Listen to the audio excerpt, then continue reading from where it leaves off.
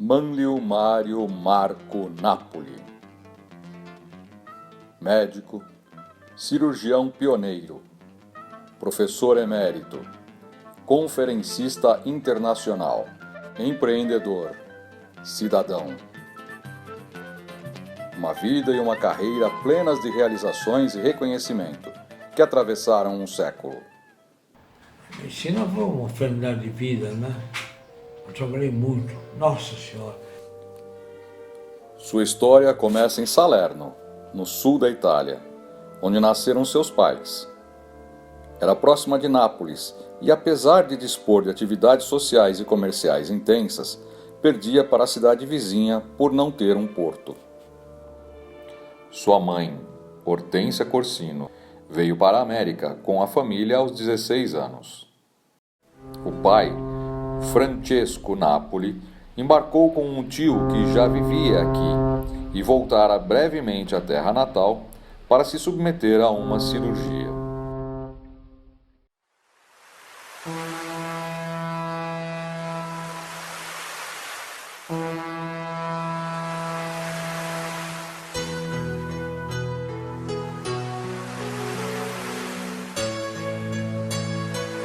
A estada no Brasil havia sido pensada como um castigo do rigoroso pai ao filho mais velho, que se mostrara rebelde no colégio jesuíta, que frequentara, mas que desejava fazer carreira na marinha.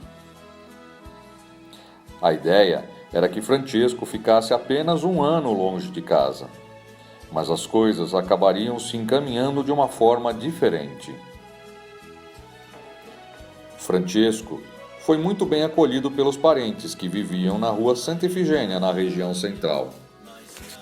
Era um tempo de grande e intenso crescimento para a capital paulista, e ele logo estabeleceu laços com a colônia italiana local, no Bom Retiro.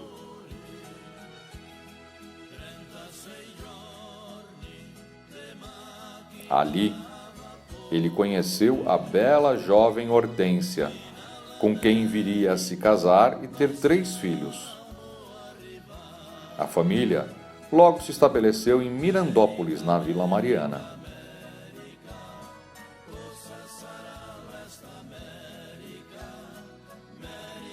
Formado em contabilidade, Francesco foi trabalhar no Banco Francês e Italiano, situado no burburinho do centro da cidade. O expediente se estendia até bem tarde e lhe deixava pouco tempo nos dias úteis para conviver com Emílio, o filho mais velho, Giselda, a do meio, e o caçula, Manlio. Mas, de vez em quando, conseguia tirar um tempo nos finais de semana para lhes comprar brinquedos ou levá-los à praia em Santos.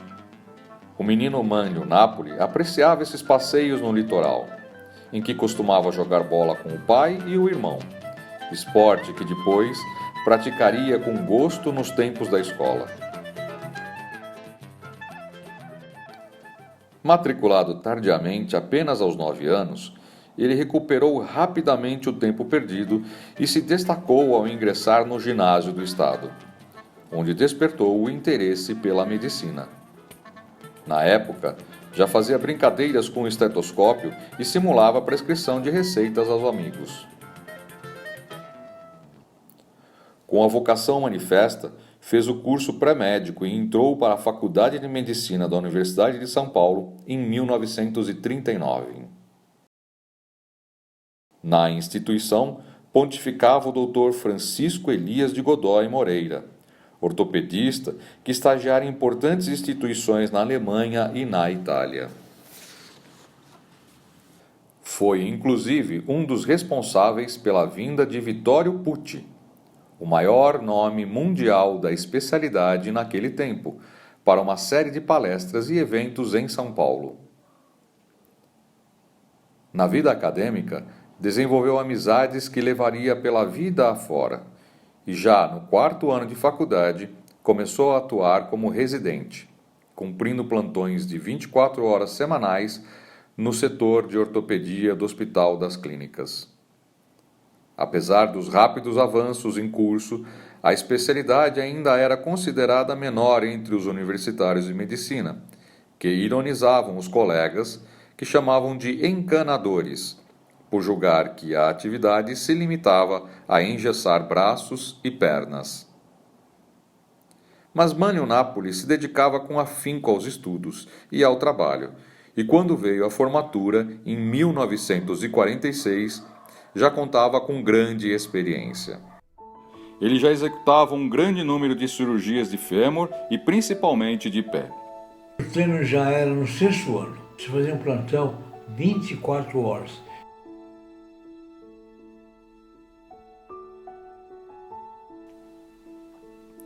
No ano seguinte, com outros 4 amigos, decidiu se lançar ao projeto de fundar um hospital privado especializado em ortopedia.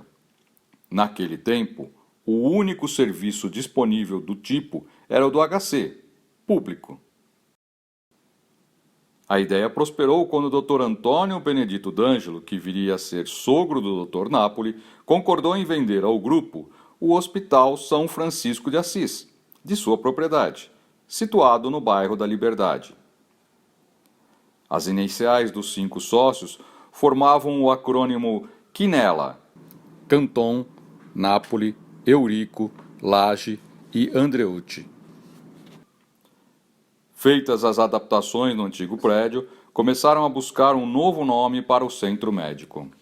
Chegaram a Anchieta, tanto como uma homenagem ao fundador de São Paulo de Piratininga, quanto pela Via Anchieta, estrada recém-inaugurada que ligava Santos à capital.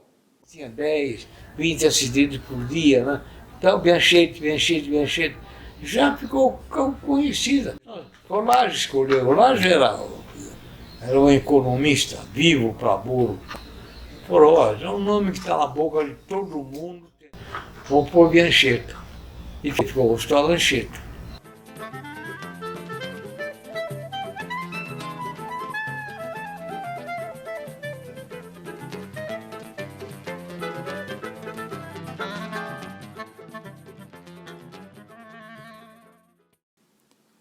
Finalmente, em 1º de agosto de 1949, o hospital foi inaugurado com uma comemoração solene. O logotipo do estabelecimento era impresso em verde sobre um fundo branco, com uma gravura inspirada na imagem que o pioneiro francês Nicolas André escolhera como símbolo da especialidade. Uma árvore cujo tronco irregular era amarrado a uma estaca para poder se endireitar durante seu processo de crescimento. Em pouco tempo, já se realizavam 10 cirurgias por dia no hospital, sempre utilizando instrumental de primeira linha, inglês ou alemão, além de novos recursos, como o uso da penicilina e antibióticos para tratar infecções. Um grande destaque na atuação da Anchieta foram as cirurgias para a correção de pé torto ou equinovaro congênito, em que a pessoa nasce pisando no dorso do pé. Dr. Napoli foi o primeiro a realizar cirurgias em crianças a partir de 6 meses de idade, quando na época se esperava até de 16 a 18 anos para se tentar corrigir as deformações. Os resultados foram excelentes. Sempre utilizando medicina de ponta, os profissionais do hospital ofereciam tratamentos para garantir a qualidade de vida dos pacientes em todo o espectro da ortopedia, como no bucomaxofacial, coluna vertebral, ombro, cotovelo, quadril, joelho, pé, tornozelo, no trato de tumores ósseos e ainda com atendimento nos campos da medicina desportiva e de fisioterapia. Seu preparo teórico e a prática adquirida lhes permitiam desenhar os aparelhos metálicos mais adequados à correção da deformidade específica de cada paciente. Entre os procedimentos padrão que eram seguidos ao receber os pacientes não encaminhados em situação de emergência, estavam de fotografar, medir, pesar e radiografar para que toda a evolução posterior pudesse ser bem acompanhada. Uma das preocupações fundamentais do corpo médico do Anchieta era de oferecer um acompanhamento cuidadoso do pós-operatório e após a alta, com avaliações periódicas das condições dos implantes e a evolução do paciente até a total recuperação. O hospital também implantou a técnica de artroplastia de quadril, introduzida mundialmente pelo britânico John Charlene, que constituía na substituição de partes desgastadas da articulação pela artrose por uma prótese de metal, de polietileno, acrílica ou cerâmica. Depois de uma aproximação tímida de ambas as partes, o namoro com Cesarina D'Angelo engrenou. Filha do antigo dono do Hospital São Francisco de Assis, a bela moça era conhecida pela família como Ceci. Eles se casaram em dezembro de 1950, após uma cerimônia religiosa e uma festa que reuniu parentes e amigos. O casal seguiu para a lua de mel em Santos, no litoral paulista. O convívio com a família da esposa sempre foi harmonioso. Nas horas vagas, Dr. Napoli gostava de jogar cartas com a sogra, Dona Eliseta, que costumava ganhar todas as partidas. O irmão e um primo da Dona Ceci também participavam. Em paralelo à sua atuação no Hospital Anchieta, Dr. Napoli continuava a integrar o corpo médico do HC na Faculdade de Medicina da USP, dando seguimento a uma carreira de sucesso que lhe permitiu comprar uma casa na disputada região dos Jardins e um automóvel Dodge Kingsway. O carro vinha pelo mar, levava 3, 4 dias para chegar aqui. Ele tinha uma linha muito bonita, 16 anos foi meu carro. Trabalhando incansavelmente, também era colaborador de publicações médicas e científicas, revelando em detalhes os mais recentes avanços da ortopedia. Além disso, tornou-se professor adjunto da Faculdade de Medicina da USP. Meados da década de 1950, já era evidente a necessidade de expandir o Hospital Anchieta. O grupo gestor decidiu então construir uma nova sede. Para isso, adquiriu um terreno plano de 1.770 metros quadrados no quarteirão formado pelas ruas Pedro de Toledo, Doutor Bacelar, Leandro Dupré e Borges Lagoa, na Vila Clementino, bairro da Zona Sul. O projeto foi entregue ao arquiteto Thomas Mauri Canton, primo do Dr. Paulo Canton, e a construção ficou a cargo da empresa de engenharia Baroni e Boni Limitada.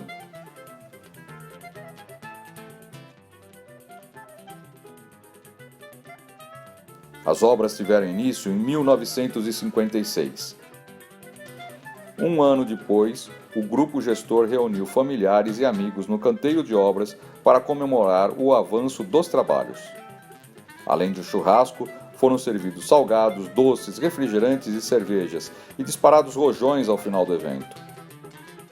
Um padre abençoou a área construída até aquele momento. O sonho maior começava a se tornar realidade. Após alguns atrasos que obrigaram o grupo a remarcar a abertura mais de uma vez, a nova sede do hospital foi inaugurada solenemente no dia 21 de setembro de 1958. O coquetel de abertura reuniu dezenas de convidados. O serviço de buffet ficou por conta da Casa Fasano, já de grande prestígio à época, e os casais foram fotografados para a posteridade.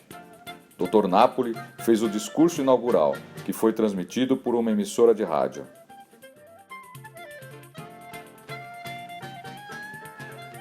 Personalidades públicas marcaram presença, e até o diretor do Hospital das Clínicas e da Faculdade de Medicina da USP compareceu. O próprio governador do estado de São Paulo, de então Jânio Quadros, que viria a se eleger presidente 2 anos depois, enviou um telegrama de felicitações.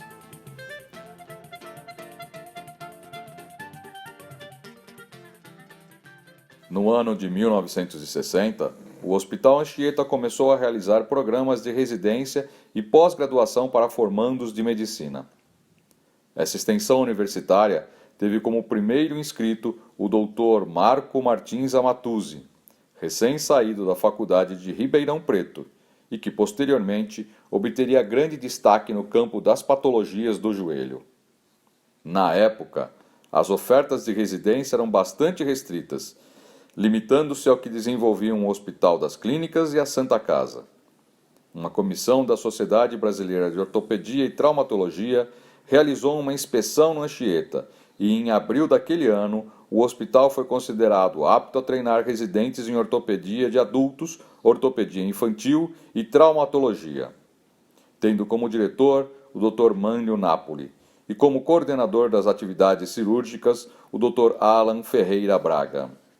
A experiência adquirida no Hospital Anchieta proporcionou aos residentes uma formação adicional capaz de fazer com que desenvolvessem carreiras de sucesso e contribuíssem de forma extremamente relevante à medicina do país e à sociedade em geral.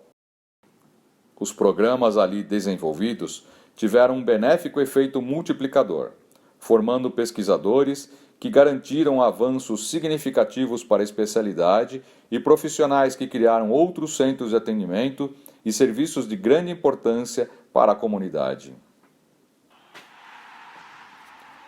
Dr. Mânlio Napoli sempre foi um torcedor apaixonado do time do Palmeiras, o Palestra Itália, que seu pai havia visto nascer em 1914.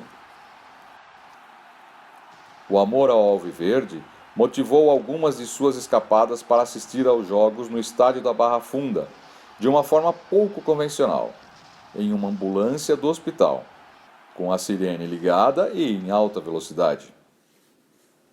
Em 1964, o médico concluiu e apresentou seu trabalho mais importante, a tese de tratamento cirúrgico do pé equinovaro congênito, que lhe consumiu 10 anos de pesquisas e foi apresentado nas mais importantes publicações científicas e técnicas do meio.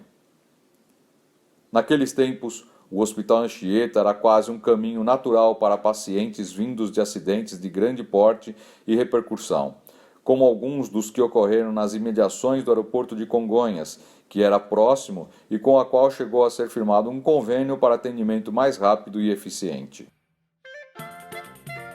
Diante do crescimento da demanda, o Hospital Anchieta precisou ser ampliado e reequipado. Em maio de 1966, suas novas instalações foram abertas ao público, com transmissão por rádio e TV.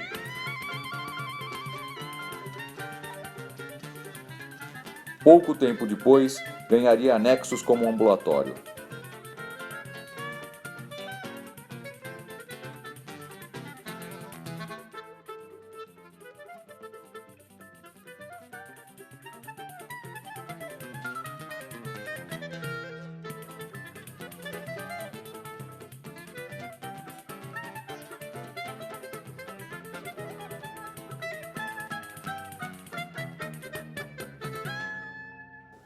Em 1977, juntamente com um grupo de amigos, fundou o chamado Clube do Pé, cujo objetivo principal era a discussão de casos da especialidade, incentivando, aperfeiçoando e difundindo os estudos. As reuniões do clube foram realizadas durante 20 anos em seu consultório, em frente ao Hospital Anchieta. Hoje, a entidade particular de ensino e pesquisa tem divisões em vários estados brasileiros. Além do trabalho exaustivo no Hospital Anchieta, no Hospital das Clínicas e na Faculdade de Medicina da USP, Dr. Mânlio Napoli intensificava suas participações em conferências internacionais.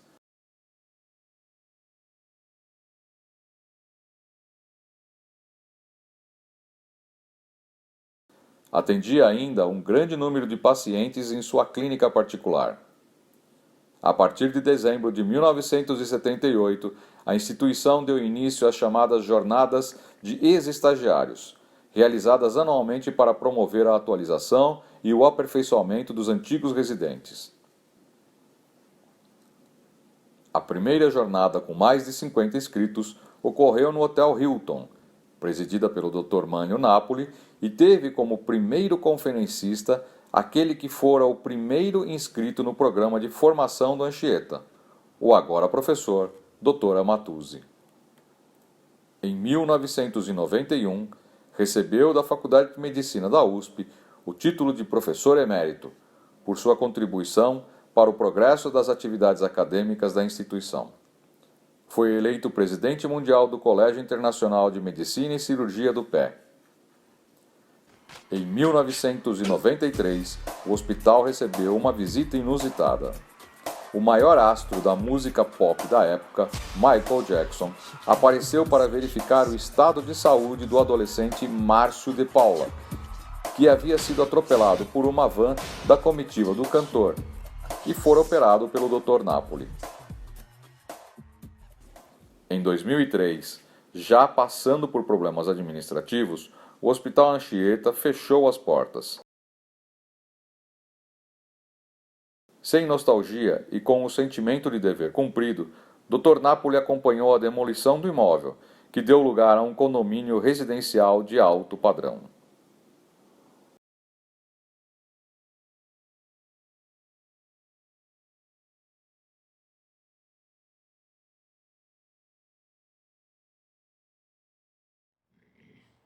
Não, eu não tenho queixa contra a minha carreira. Agora, o sacrifício foi enorme, né? Eu tinha 90 anos, fazia 3 operações por dia.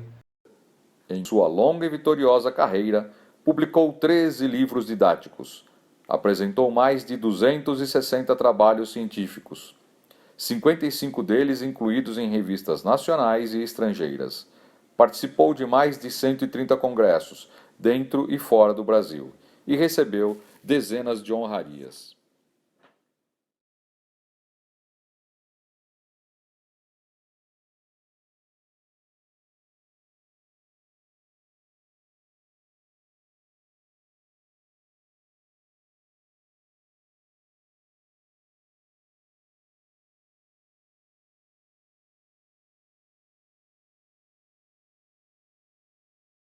De todas as suas atuações, ele não esconde qual foi a que lhe deixou mais realizado. Foi quando eu fui professor, né? Que era o máximo da carreira, né? Em 2018, ele foi homenageado pelo Palmeiras como o segundo sócio mais antigo vivo, aos 96 anos. Ele só perdia para uma senhora que estava com 97. No mesmo ano, ele contou passagens de sua vida no livro Histórias, Histórias e Outros Contos, cujo lançamento atraiu ex-colegas, admiradores e estudantes que virão a formar a nova geração da medicina nacional. Foi muito bonito. Vieram uns 20 ex-alunos para me homenagear. Só no dia que eu fiz a entrega do livro, foram mais ou menos mais de 100 que apareceram lá, e inclusive alguns que iam fazer pé e queriam me conhecer. Eu distribuí uns 50 livros para gente que nem era estudante ainda. Foi um movimento assim, incrível, viu? Sua esposa, Cesarina D'Angelo Napoli, Dona Ceci, permaneceu uma apoiadora constante, tendo inclusive participado dos conselhos administrativos enquanto o Hospital Anchieta existiu. Mesmo afastado da prática, ele continua acompanhando os progressos da medicina em geral e da ortopedia em particular. Uma história de vida e de carreira muito bonita. Não foi? Não sei, eu sou suspeito, não posso falar nada.